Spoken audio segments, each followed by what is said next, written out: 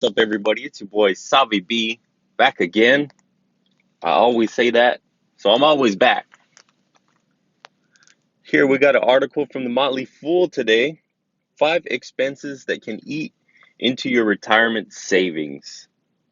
It seems I am obsessed with retirement, and that would be a very fair analysis. I eat, sleep, and think about the time when I can quit my job and do something I want to do. Anyway, let's get back to the article. The number one expense, healthcare. As we age, things fall apart.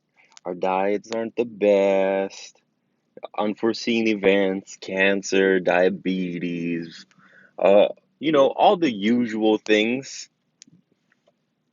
It's actually pretty common, which is a sad part. If we don't take care of ourselves younger in life, we can't take care of ourselves later in life. But healthcare expenses will go up as we age. We'll need assisted living, some of us, if we don't have children that'll take care of us. In the event we have a stroke, a heart attack, break your leg. Uh, Healthcare is one of those things that could be detrimental.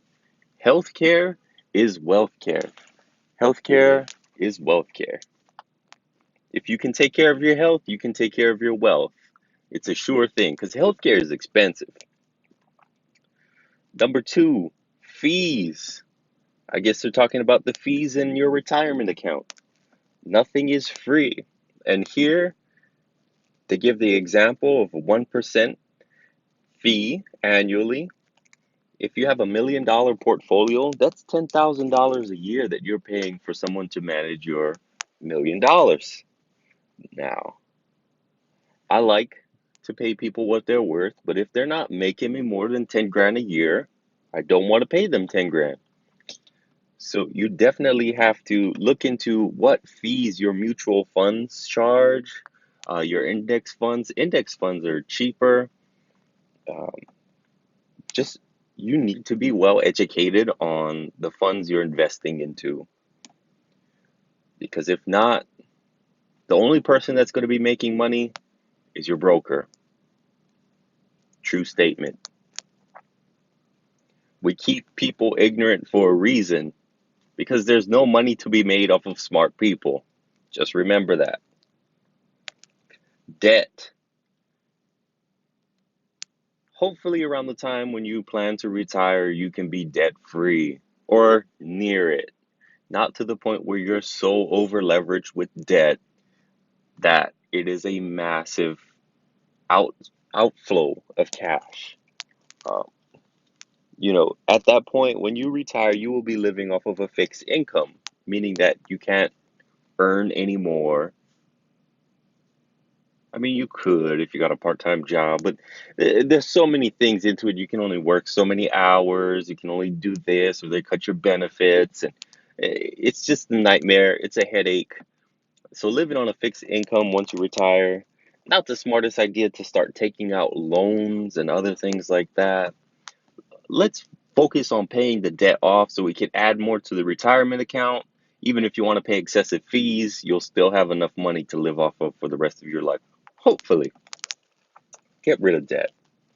Four, taxes, retirement taxes.